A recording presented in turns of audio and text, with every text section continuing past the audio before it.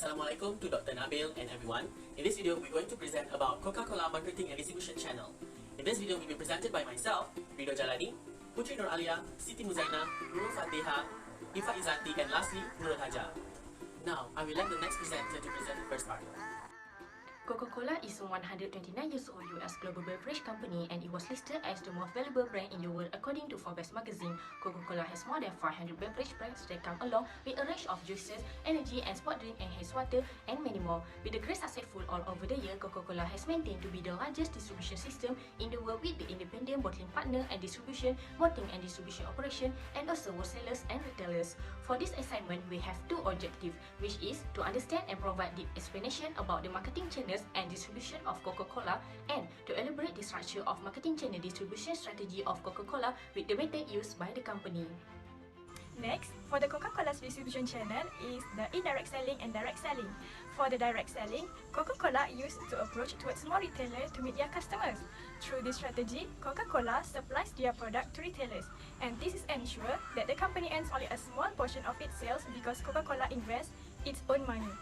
For the indirect selling, this is the most profitable strategy, which is Coca-Cola recruits different distributor companies and delivers goods to distributor and then sells to direct retailer as for indirect selling strategy. Coca-Cola also using Coke vending machines is the most innovative approach, and the vending machines were put in strategic areas such as school or gas stations.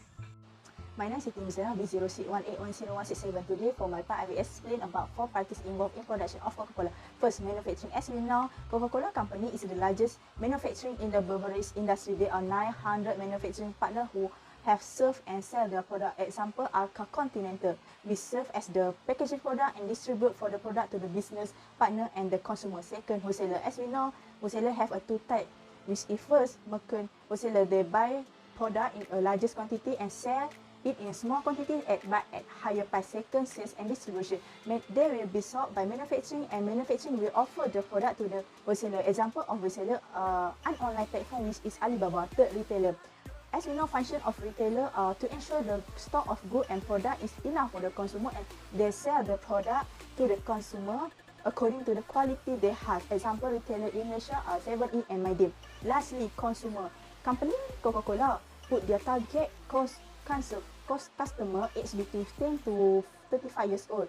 Not only that, the company also provide the drink in a various size and package at a different level of price, so make it an affordable beverage to all group, include students, to buy it. Thank you. Hi, my name is Rido Jalani. I'm going to present the roles of intermediaries for Coca-Cola Company. There are two intermediaries, which is wholesaler and retailers. For wholesaler, first role is purchasing. Wholesaler buy rather massive numbers of products directly from the manufacturer or other wholesalers. Second one is warehousing and transportation. When the wholesaler has bought a large number of products, they need to be taken to the location where they can be purchased by the customer. The Coca-Cola Corporation has 350 division facilities, 55,000 staff, 51 processing plants, and further than 1.2 billion tangible cases in amount. The third role is grading and packaging. This involves the actual grading, sorting, and alignment of products. In the Coca-Cola, the wholesaler will decide which Coke is a size of value to be sold separately and which is to be packed or sealed in the bundle. Fourth is risk bearer. Wholesalers often carry the risk to items before they are shipped. If the product is faulty in transit and cannot manage to sell, the wholesaler will be left with products and the bill. Fifth is marketing. The wholesaler will also play a role in marketing the goods that is allocated. This may include the production of displays for wholesalers' goods and the supply of displays to supermarkets to boost revenue. And lastly is distributor. Many retailers depend on wholesalers to execute the roles discussed and do not have the resource or experience to handle the entire delivery chain. For the retailer, first role is buying and assembling of goods. Retailers such as 7-Eleven or Aeon purchase and arrange a range of products from Coca-Cola's wholesalers depend on the amount of which they are in demand. Second role is storage of goods. It is important to maintain a ready supply of Coca-Cola to the buyer. Retailers keep their goods in shops. Third role is personal services. They make recommendations, understanding the preferences and dislike of consumers, such as the non-sugar or vanilla taste of the Coca-Cola drink. Fourth is risk-bearing. The retailer must face certain risks, such as the possibility of fire and stealing of merchandise, or the expiration of Coca-Cola beverages until they are sold out. Fifth, display of goods. Retailer shows various types of Coca-Cola beverages in every systematic and exciting way. The sixth role is supply of information. Retailers providing suppliers via wholesalers with all details about the attitudes, preferences, and demands of the consumers. Now let's move to the advantage and disadvantage of the intermediaries. For the wholesalers, the greatest advantage to wholesaler is that one should not have to do any selling, since the orders of the manufacturer are set, and the supplier or company that supplies the commodity and the wholesaler have to deliver the products to the stores. Therefore, there is no obligation to meet a periodic objective or to do any comprehensive advertising. The major disadvantage to wholesalers stands that it takes excessive investment, because when a stock is bought in bulk, the situation does not automatically resell to consumers, and so the trader has to provide enough money to retain enough stock to support the retailers when they arrive. For the retailers, advantage for retailers including some that being better market access in some ways, since the market reach for producers will never be smoother. Online markets such as Shopee or Lazada make it easier for any person to set up an uncomplicated online shop and put on sale merchandise promptly. For the disadvantages is the expense of facilities, particularly through customers do not incur costs on customer-facing facilities. Retailers will require weighing the cost of warehouse, room for request processing, material handling, coping with refunds, and hiring for these activities. And that's all from my part. I will let my next member to continue the presentation. Assalamualaikum, my name is Putri Noralia binti Raja Fandi. So now I want to continue the presentation for today. So my part is the challenges for Coca-Cola. The first one is the bypassing middlemen. It means that the manufacturer cannot manage well their intermediaries, for example, the wholesaler, the retailers, and others. For example, maybe one of the retailers cannot provide the refrigerators at their stores to keep the Coca-Cola in cold condition. Next one is there is too much reliance for the intermediaries on suppliers or on the manufacturers. It means that they don't want to spend any expenses for make a marketing program to make sure that Coca-Cola gain a high revenue every year. Okay, the next one is there's too much gap between the intermediaries and the manufacturer.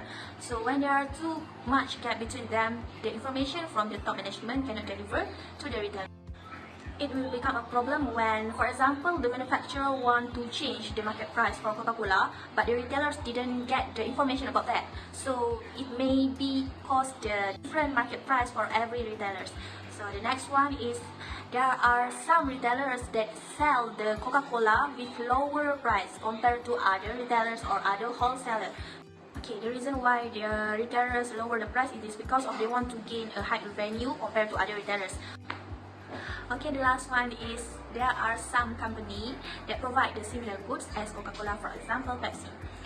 Everybody know that Pepsi and Coca-Cola is a quite competitive competitor. So Coca-Cola must find a competitive advantage to make sure their products is high demand compared to Pepsi.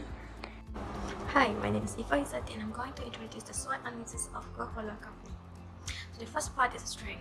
First, it had a distinct product offerings and strong financial condition and business position. And the third one has the good brand image of the company and customers. The second part is the weakness of company. So the first one is it has a high market price relative to others, and second, it has a high fixed market expenses, and the third one has a particular product recall on some brands.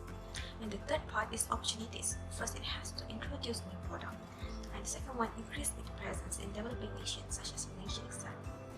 And the threats to the Coca-Cola Company is it has packaging issues related to environmental issues. The second one, it has indirect competition with other companies such as Starbucks. So whether the company need to improve their marketing channel, the answer is no.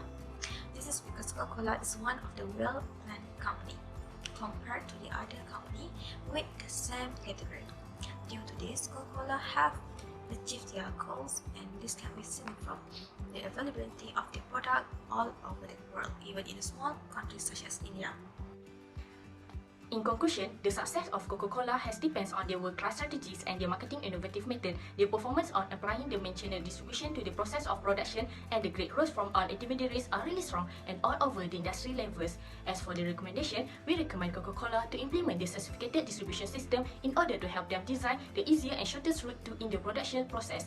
This will save costs in delivery process and replace it to cover it with the other costs. Thank you.